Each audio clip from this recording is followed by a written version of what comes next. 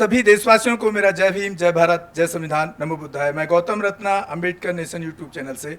और आज हमारे स्टूडियो में हमारे गेस्ट, हमारे मेहमान सीमा माथुर जी, जो दिल्ली यूनिवर्सिटी में प्रोफेसर हैं और बहुजन समाज से हैं, और ख़ास तौर से महिलाओं के बारे में बहुत रिसर्च करती हैं, उनकी देश में कैसी स्थिति है और कैसी होनी चाहिए। तो मैडम, हमारा जो चैनल है ये ख़ास तौर से स्पेशली बहुजन समाज और ख़ास तौर से महिलाओं पर बहुत ज़्यादा काम करता है। उनको जागरूक करना कह लीजिए, या उनके साथ में कहीं कोई शोषण की कंप्लेंट हमारे तक पहुंचती है तो टेक ऑफ एक्शन का काम भी हम कर रहे हैं इसमें। तो आप हमारे अम्बेडकर नेशन की मुहिम को किस तरह से देखती हैं? बहुत बहुत धन्यवाद आपका गौतम जी।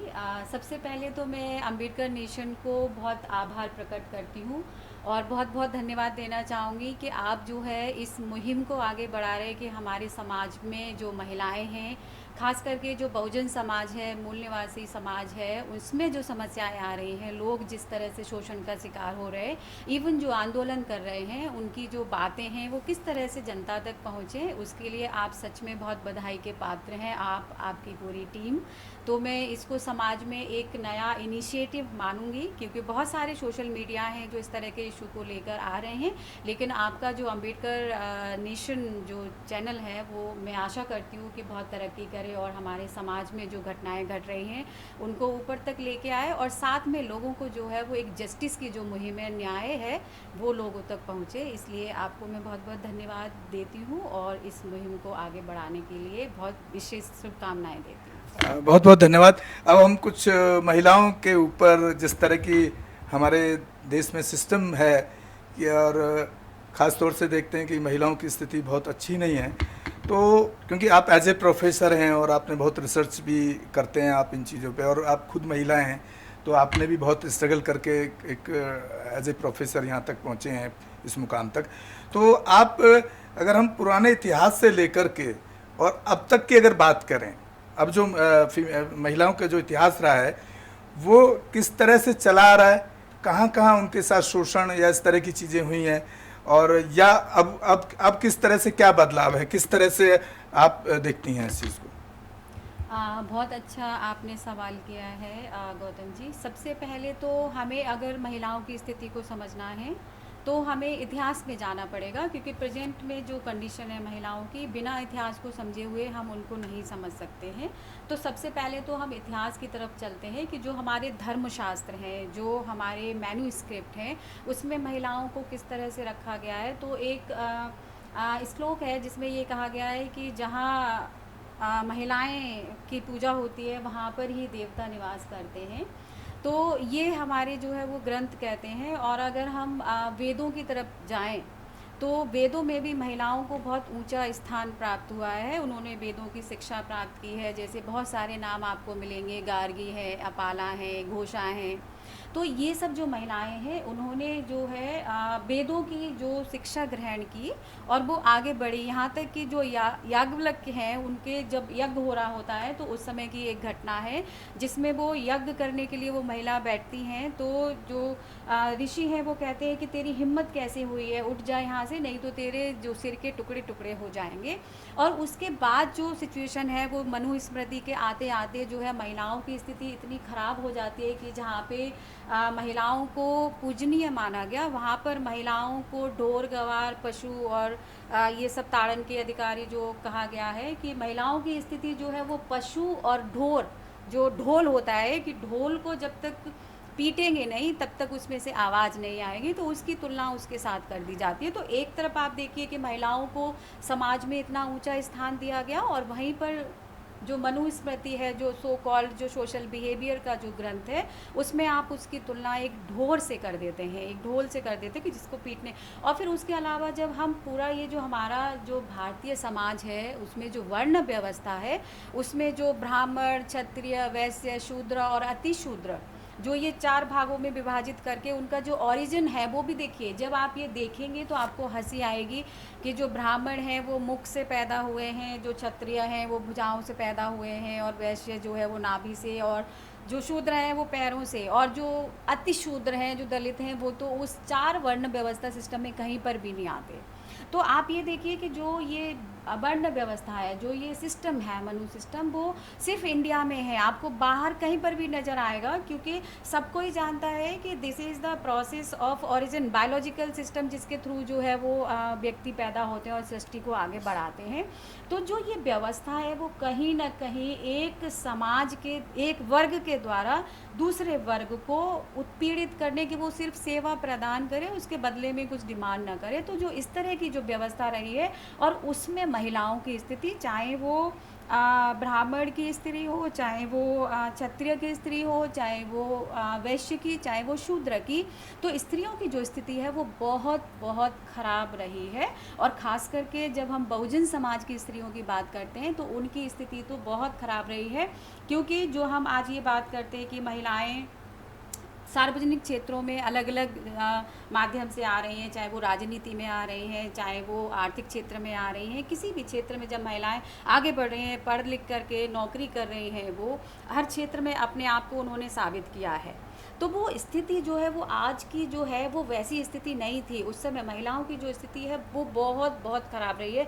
ऐसी बहुत सारी प्रथाएं रही हैं, धार्मिक प्रथाएं, जिसमें स्त्रियों को जो है वो बहुत पीछे रखा है, क्योंकि यही कहा गया है कि स्त्री कभी स्वतंत्र नहीं हो सकती। बचपन से लेकर अपने मृत्यु तक वो हमेशा पुरुष के आधिपत्य में रहेगी। जब वो बच्ची पैदा होती है तो पिता के साथ, मतलब पिता के प्रभुत्व में, साधिन्य में रहेगी, और जब शादी हो जाएगी तो अपने पति के साधिन्य में रहेगी। मतलब जो डोमिनेशन है एक पुरुष का स्त्री के ऊपर, वो हमेशा बना रहेगा, और जब वो बूढ़ी हो जाएगी तो फिर बेटे के साधिन्य में रहेगी। तो स्त्री जो है वो कभी स्वतंत्र रखने की चाह ही नहीं रही, इस पुरुषवादी मानसिकता की समाज की जो रही है। तो डोमिनेंस जो है वो हमेशा औरत के ऊपर रहा, और उसको हमेशा ये माना गया कि वो जो है वो दोयम दर्जा है, वो डिसीजन मेकर नहीं हो सकती है। तो स्त्रियों की जब हम बात करते हैं कि जिस समाज में एक जो खास वर्ग है जिसको हम बोलते हैं कि बहुजन समाज, जिसमें आपका ओबीसी है, जिसमें आपका आदिवासी समाज है, जिसमें आपका जो दलित समाज है ना, तो ये हाँ SC ST जो बोलते हैं, OBC जो बोलते हैं, इवन माइनॉरिटीज़, जो पूरा जो बहुजन समाज की जो परिकल्पना हम करते हैं, जब वो समाज में इतना उत्पीड़ित, उपेक्षित और गैर बराबर रहा है, बिना किसी डिग्निटी की, मतलब उसका कोई सम्मान ही नहीं है समाज में, तो महिलाओं की स्थिति की आप परिकल्पना कर सकते हैं कि महिलाएं किस तरह से जो है वो रही होंगी। तो 19वीं शताब्दी में जब हम ये देखते हैं, या फिर 18वीं शताब्दी में अगर हम कहें कि जब हमारे यहाँ पे सोशल रिफॉर्म्स होना शुरू हुए, तो सोशल सामाजिक जो सुधार हुए हैं वो खास करके महिलाओं की स्थिति को लेकर के, कि जहाँ पर सती प्रथा है, राजा राममोहन राय जो हैं, जब पुरुष जो है वो मर जाता है तो स्त्री उसकी चिता के साथ जो है वो मर जाएगी, मतलब सती हो जाएगी, वो सम्मान के रूप में, है ना। तो उस समय की मैं एक चीज़ बताना चाहती हूँ कि या तो वो जौहर जो स्त्रियाँ करती थी उस समय राजा महाराजाओं की, जो जब, तो वो प्रथा जो पद्मावत में आपने देखा होगा जो मूवी आई, और या फिर जो आप सती प्रथा, तो उस समय क्या होता है कि ढोल नगाड़े जो है वो बजते हैं, बहुत मतलब ओवेशन टाइप का उनको दिया जाता है कि बहुत गौरवमयी स्थिति है। लेकिन आपने कभी ये महसूस किया है कि वो जो चिता जब जल रही है, जब एक जिंदा व्यक्ति को जलाया जाएगा तो वो चीखना, चिल्लाना, उसका दर्द, उसकी आवाज़ वहाँ पर सुनाई नहीं देगी। तो वो वही कारण था कि आप उसको इतना ग्रांड ऑकेजन बना देते हैं कि वो उसका जो ढोल नगाड़े इसलिए बजाते थे कि ताकि वो उसकी सुनाई नहीं देगी वो चीख। तो वही है। तो आज भी आप देवी बना रहे हैं एक औरत को। आज भी आप देखिए कि जब नवरात्रि जब आते हैं तो उसमें कन्या पूजन और ये सब होता है, लेकिन साथ में साइमल्टेनियसली हम ये देखते हैं विभिन्न अखबारों और चैनलों के माध्यम से कि जो महिलाएं लगातार इस, बल्कि छोटी छोटी बच्चियां जो हैं 6-6 महीने की, 1-1 साल की, 14 साल की, ये जो मानसिकता सोशलाइजेशन जो प्रोसेस है, समाजीकरण की जो प्रक्रिया है, जिसमें एक स्त्री को स्त्री बनाया गया, एक पुरुष को पुरुष बनाया गया, उनके एक रोल डिवाइड कर दिए गए कि आप जो है सिर्फ विद इन द वॉल एक स्त्री काम करेगी और जो पुरुष का काम है वो घर के बाहर जाके काम होगा। तो जब ये नवरात्रि वाला जो सीज़न आता है तो उस समय जो है आपको खुद भी घृणा होती होगी कि ये किस तरह का माहौल है जिसमें आप ये कह रहे हैं कि एक जो बच्ची है वो शिकार है रेप, मॉलेस्टेशन, सेक्सुअल हैरेसमेंट। तो ये सब जो हो रहा है वो क्यों हो रहा है? क्योंकि एक ये कहा गया कि आप आप ऐसे बिहेव कर रही होंगी, आपने कपड़े कम पहने होंगे, आप रात में बाहर निकली होंगी। तो एक जो 6 महीने की बच्ची है या 6 साल की बच्ची है, उसने किस तरह के कपड़े पहने होंगे, वो क्या रात में गई होगी। तो ये सिर्फ जो है एक मानसिकता है पुरुष वर्चस्व की, जो अपने आप को सही साबित करने के लिए हमेशा जो दोष है वो स्त्रियों पर और महिलाओं पर लगाता रहा है, क्योंकि जो डोमिनेशन, जो आधिपत्य है, वो पुरुष कभी छोड़ना नहीं चाहता। ठीक उसी तरह से जैसे एक व्यक्ति को जब कुर्सी हासिल हो जाती है तो वो उसको बिल्कुल भी छोड़ना नहीं चाहता है। और ऐसे ही अगर हम आज के कॉन्टेक्स्ट में अगर हम बात करें, जब ये 18वीं और 19वीं शताब्दी में रिफॉर्म्स चल रहे हैं, तो उस समय जो है एक चीज़ हम ये देखते हैं कि एजुकेशन से तो स्त्रियों को बाहर रखा गया, बल्कि उनको जो सामाजिक परिप्रेक्ष्य में उनको सामाजिक स्तर पर बिल्कुल मनाही है बाहर जाने की, कि वो जा नहीं सकती हैं, एजुकेशन नहीं ले सकती, स्कूल उनके लिए बंद हैं बिल्कुल भी। तो स्कूल खोलने का जो काम है, हम फुले दंपत्ति को हम याद कर सकते हैं, जिन्होंने शिक्षा के लिए बहुत ज़्यादा काम किया। और जो सावित्री बाई फुले हैं, वो एकमात्र भारत की पहली शिक्षिका हैं जिन्होंने सिर्फ बहुजन गर्ल्स के लिए नहीं, बहुजन बालिकाओं के लिए नहीं, सभी महिलाओं के लिए उन्होंने स्कूल खोले। और सबसे पहले जो स्कूल में जो कन्याएं आई, वो 3 ब्राह्मण गर्ल्स थी जो उनके स्कूल में पढ़ने के लिए आई। तो उन्होंने उस समय किस तरह का दर्द, उनके ऊपर तरह तरह की फप्तियाँ कसी जाती थी, लांछन लगाए जाते थे। तो वो 2 साड़ी तक फेंका गया। हाँ, 2 साड़ियाँ लेकर के वो निकलती थी अपने घर से, एक पहन करके और एक बैग में रख करके वो जाती थी। तो उनके ऊपर एक तो होता है कि मुंह से गाली गलौज किया, उनके ऊपर तो कीचड़ और गोबर जो है उनके ऊपर फेंकी गई, और तरह तरह की बातें की गई कि ये लड़कियों को बिगाड़ देगी, लड़कियों को घर से बाहर लेके जा रही है, समाज में जो परंपराएं चल रही हैं उनके खिलाफ ये स्त्री जा रही है। तो फिर जब वो बालिकाओं को पढ़ाती थी और फिर वही गंदी साड़ी पहन करके वो वापस आती थी। तो आप इस बात से अंदाज़ा लगा सकते हैं कि एक स्त्री जिसके पति ने उसको सपोर्ट किया, जिसको पढ़ाया, और वो स्त्रियों की शिक्षा के लिए काम कर रही है, उसके सशक्तिकरण के लिए काम कर रही है, तो उसके साथ इस तरह की समस्याएं आई हैं। तो फिर बाद में और बाकी आम महिलाएं हैं, उनके साथ किस तरह की समस्याएं आ रही होंगी। फिर हम थोड़ा सा और मूव ऑन करते हैं, अगर हम आगे बढ़ते हैं तो हम आते हैं अपने आंदोलन की तरफ, जो हमारा स्वतंत्रता आंदोलन है, राष्ट्रीय स्वतंत्रता आंदोलन। तो उसमें जो महिलाओं को अगर हम देखें, तो महिलाएं हमें बहुत आसानी से उस स्वतंत्रता आंदोलन में मिलती नहीं हैं कि कौन सी महिलाएं हैं जो आगे आके उस आंदोलन को आगे बढ़ा रही हैं। तो उसमें हमें कुछ ही नाम दिखाई देते हैं, जो चाहे वो दुर्गा वाहिनी के रूप में हो, या फिर एनी बेसेंट का नाम हो, या फिर इंदिरा गांधी का नाम हो, वो तो उस समय बालिका थी, या फिर क्या कहते हैं, कुछ महिलाएं हैं जो हमें गांधी के साथ नज़र आ जाती है, साथ में सरोजनी नायडू हो, या फिर आई थिंक फातिमा शेख। हाँ, फातिमा शेख हैं। तो ये कुछ महिलाएं हैं, लेकिन उनको कभी भी आगे नहीं रखा, फोर फ्रंट पे नहीं रही, वो हमेशा वो पुरुषों के साथ, मतलब डिसीजन मेकिंग की जो पावर है वो उनके साथ नहीं रही है।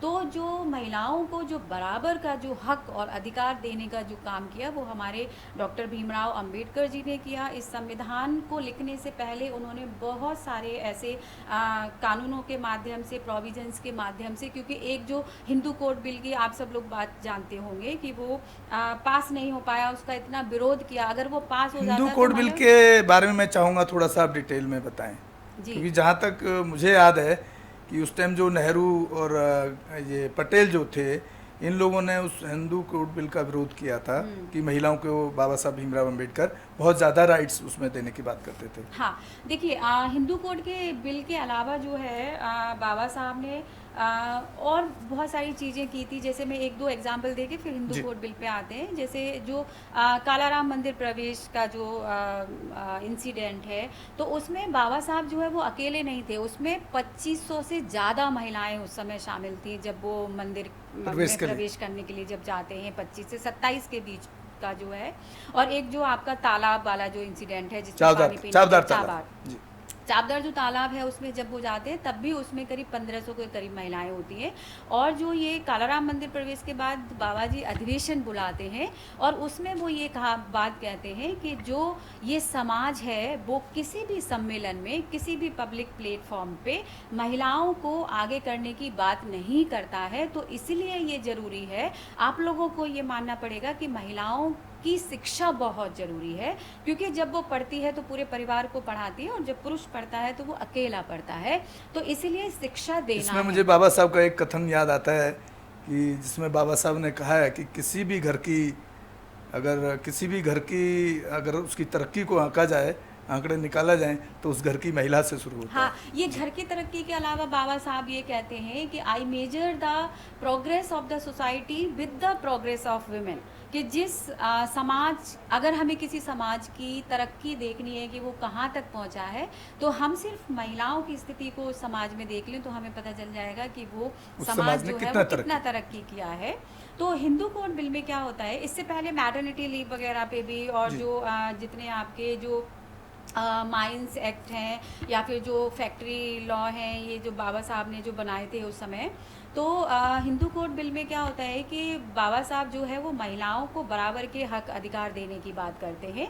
हक अधिकार की मतलब ये है कि बाबा साहब जो है वो रिटन में एक ऐसा डॉक्यूमेंट लेके आए जिसमें जो महिला है वो तलाक ले सकती है, क्योंकि इससे पहले महिला तलाक नहीं ले सकती है। ठीक है, विवाह से संबंधित हाँ। जो प्रोविजन थे वो बाबा साहब ने कोड बिल में डाले। तलाक ले सकती है, वो मेंटेनेंस मांग सकती है आदमी से, पुरुष से, कि अगर विवाह विच्छेद होता है तो उसका जो हर्जाना है, जो बच्चे हैं या फैमिली है, वो किस तरह से पालन पोषण वो करेगी, मेंटेनेंस दे सकते हैं। इसके अलावा जो है, जो माता पिता को कौन देखेगा, गार्जियनशिप, अगर वो बच्चे हैं, माइनर हैं, तो वो गार्जियनशिप किसको मिलेगी। तो बाबा साहब ने एक प्रोविज़न वहाँ पे डाला था कि जो ये महिला है वो भी गार्जियनशिप के लिए अप्लाई कर सकती हाँ, है। वो भी राइट हाँ है। बिल्कुल। जी। तो जो हिंदू कोड बिल था वो खास करके जो विवाह से रिलेटेड जो महिलाओं के जो अधिकार थे वो दिए गए थे। एक तरीके से देखा जाए, मैं जो समझ पा रहा हूँ कि उसमें एक बहुत बड़ा जो काम होने वाला था, वो ये उन्होंने रखा था कि अगर किसी महिला का कोई आदमी के साथ में अगर उनका या हस्बैंड के साथ उनका रिलेशन अच्छा नहीं है, तो वो डाइवर्स लेकर के, तलाक लेकर के, दूसरी शादी करके अपना घर अपनी बिल्कुल, मर्जी से बिल्कुल। बसा सकती हैं, राइट। महिलाओं, बिल्कुल सही कहा आपने कि महिलाओं की जो कहीं ना कहीं जो या स्वतंत्रता जैसे है, हस्बैंड मर गया किसी का, तो उसको भी दूसरी शादी का अधिकार नहीं था बिल्कुल, हमारे देश के अंदर। बिल्कुल, ऐसी स्थिति में हाँ। महिला रही हैं। जी जी। हाँ, सती प्रथा पे बैन लग गया था बेशक, लेकिन वो प्रथा जो है वो 93 तक हमें देखने को मिलती है, जब राजस्थान में लास्ट हाँ। जो रूप कवर जो सती जी, होती रूप है, कवर तब तक हमें ये घटना जो है वो दिखाई देती है। और उसके बाद भी अगर कहीं हुई होगी तो वो शायद उतनी लाइमलाइट में नहीं आई है। तो आप ये देखिए कि इस तरह की बहुत सारी जो कानून है बनने के मैडम, बावजूद- यहाँ थोड़ा सा मैं इंटरप्ट कर रहा हूँ, सॉरी फॉर दैट, कि वो तो चलो एक सती प्रथा, इन लोगों का एक सिस्टम चला रहा था। अब तो ऐसा भी देखा जाता है, अगर कोई लड़की अपने आज़ादी की बात करे तो उसको इससे वे में मजबूर कर दिया जाता है कि या तो उसको जिंदा आग लगा दी जाती है या तेजाब डाल दिया जाता है। तो मैं जहाँ तक समझ पा रहा हूँ कि उसी सती प्रथा का एक रूप है ये बदला हुआ, जो मुझे लगता है कि कहीं ना कहीं आज भी वो जो आदमी की मानसिकता है उसको प्रताड़ित करने की कहीं ना कहीं दिखती है। बिल्कुल बिल्कुल सही कहा आपने। पहले उसको एक क्योंकि सामाजिक वो दे रखा था रूप, और आज सीधा अटैक का रूप दे। आप ये देखिए कि ऑनर किलिंग के जो मामले हैं, जो आप ये जी। देख रहे हैं, या फिर एसिड अटैक का जो मामला हो, तो वहाँ पर भी आप देखिए मानसिकता, पुरुषवादी जो मानसिकता है, जो ये पितृ सत्तात्मक समाज है, उसमें जो इस मानसिकता के साथ कि तेरी हिम्मत कैसे हुई मुझसे मना Yes. करने की, मैं तुझसे प्यार करता हूँ तो तुझे मुझसे ही शादी करनी है। अगर वो मना करती है तो मतलब डिसीजन वो नहीं ले सकती, आप जैसे चाहते हैं वैसे होगा। और ऑनर किलिंग में क्या है कि अगर लड़की ने अपनी मर्जी से शादी कर ली या लड़के ने अपनी मर्जी से शादी कर दी, तो जो पेरेंट्स हैं वही उनको मार देते हैं। तो that is the honour killing, मतलब अपने ऑनर को बचाने के लिए। तो ऑनर किस बात का ऑनर, आप किस चीज़ को ऑनर मानते हैं, तो वो उस तरह की घटनाएं हैं। और अगर अभी आप अभी लास्ट जो ये कोविड का जो टाइम चल रहा है, ऑनर कोरोना मतलब काल सेल्फ में- रेस्पेक्ट ना, हिंदी हाँ, में कहेंगे हाँ, तो बिल्कुल, बिल्कुल। कि वो अपने दिमाग में बैठा लेता है उसका पेरेंट्स की मेरी इज्जत का सवाल है, यही हाँ, ना मैडम? जी। बिल्कुल बिल्कुल। जी। तो महिलाओं के कॉन्टेक्स्ट में तो ऑनर किलिंग की हम बात करते हैं, लेकिन जब हम जाति प्रथा की बात करते हैं तो ये स्थिति और ज़्यादा खराब हो जाती है, क्योंकि महिलाएं, एक तो महिला होने के नाते वो समाज में सेकेंडरी माना गया है, उसको दोयम दर्जा उसको दिया गया है, क्योंकि वो एक तो असमान है, गैर बराबर है वो पुरुषों की नज़र में। तो इसलिए वो जो पुरुष कहेगा वही उसको काम करना पड़ेगा। वो उसकी शुरू से लेके वो क्या कपड़े पहनेगी, क्या खाएगी, कहाँ जाएगी, कौन सी नौकरी करेगी, इवन कौन से कॉलेज में पढ़ेगी, कौन से स्कूल में Yes. पढ़ेगी, तो ये सब जो एज अ पेरेंट्स डिसाइड कर सकते हैं। लेकिन जो खुद अपने पैरों पर भी खड़ी महिलाएं हैं, इकोनॉमिकली जो साउंड है, वो भी खुद से डिसीजन नहीं ले पाती है, वो जो प्रॉब्लम है। तो आज जो मैं ये बताने की कोशिश कर रही थी कि अगर हम ये बहुत पीछे नहीं जाते हैं, अभी इस प्रेजेंट सिचुएशन में जो ये कोरोना का जो पीरियड रहा है, उसमें आपने देखा होगा कि मीडिया में बहुत सारी ऐसी घटनाएं आई जो सीधे तौर पर जाति विभेद से जुड़ी हुई है। अभी एक बहुत न्यू घटना थी जिसमें एक महिला को चिता से उतार दिया गया, आपने जी, भी जी, सुना जी, होगा जी। कि क्योंकि वो शमशान जो है वो उच्च जातियों के हाँ। लिए था, तो वहाँ पर तो आप ये देखिए कि जो एक इस जातिवादी समाज में पुरुषवादी सत्ता के साथ महिला के साथ किस तरह की घटनाएं घट रही हैं कि जीवित रहते हुए तो आप उसको हमेशा सबक सिखाने की तैयारी में रहते हैं।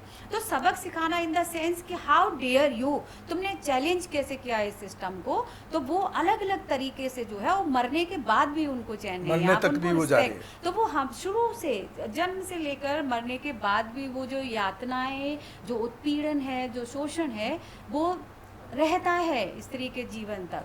और वो उस समय और ज़्यादा बढ़ जाता है जब एक महिला होने के नाते, और जब एक इस जातिवादी व्यवस्था में एक पर्टिकुलर कास्ट की महिला होने के नाते और ज़्यादा उत्पीड़न मिलता है। अगर बात करें आप मैनुअल स्कैवेंजर की, जो सफाई कर्मचारी जो होते हैं, ऑफिस में काम करने वाले नहीं, अभी भी हमारे देश में ऐसे बहुत सारे राज्य हैं। इवन 2010 तक तो दिल्ली में भी मैंने खुद यहाँ पर ड्राई लैट्रिन्स देखी हैं।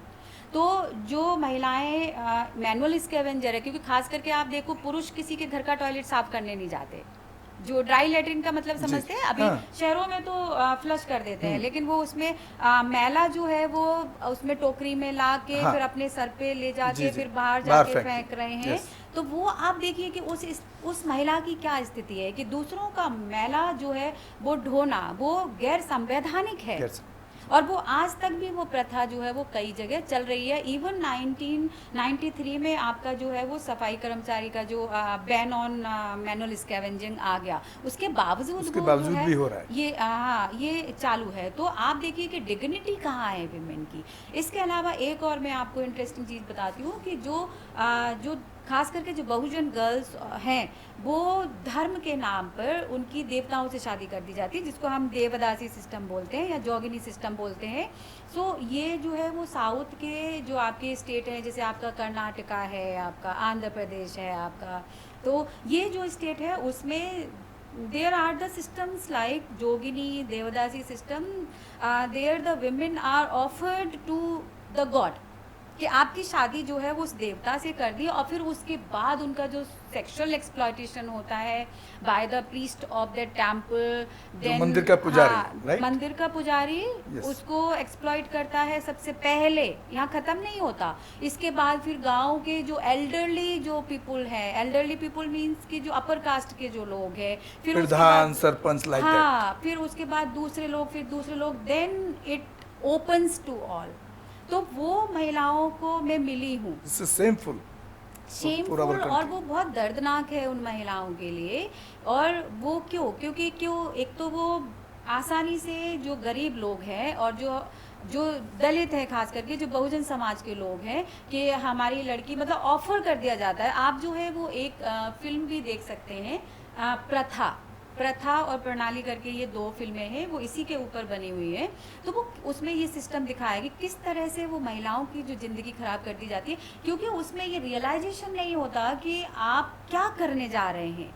वो सिर्फ जो पिता सोचता है बेटी का कि दहेज नहीं देना पड़ेगा, और वो पूरा इसका ग्रांड सेलिब्रेशन बना दिया जाता है कि तुम्हारी लड़की तो देवी बन रही है, तो देवी बना के उसको कि देवी बन रही है और मंदिर में देवताओं को समर्पण की जाएगी, कितना उसकी पूजा पाठ होगी, तुम तो बहुत मतलब बहुत सम्मान उसके के नाम साथ पे उसका सेक्सुअल नाम हरासमेंट पे होता है। उसका सेक्सुअल एक्सप्लॉयटेशन होता है पूरी जिंदगी भर। और बुरी कंडीशन तब होती है जब उनकी एज 40 और 50 के राउंड होती है, तो वो बहुत ज़्यादा कंडीशन खराब होती है, क्योंकि उसके बाद फिर उनके लिए कोई काम नहीं होता कोई, और उनसे सबसे बड़ी बात कि उनके जो बच्चे होते हैं उनका कोई गार्जियन नहीं होता। एक्सप्लॉयटेशन जो होता है जिंदगी भर, उनके बच्चों को कोई नाम नहीं मिलता। जैसे आप देखते हैं ना, हमारा इस जो पैट्रियार्कल जो समाज है उसमें क्या है कि पिता का नाम होना जरूरी है, तो वो पिता का नाम की वजह से उनके बच्चे स्कूल नहीं जा पाते। स्कूल में एडमिशन नहीं मिलता, और वो उनका जो जब वो बूढ़ी हो जाती है तो बहुत तरह की समस्याएं हैं, इवन उनको कोई रोज़गार भी नहीं देता।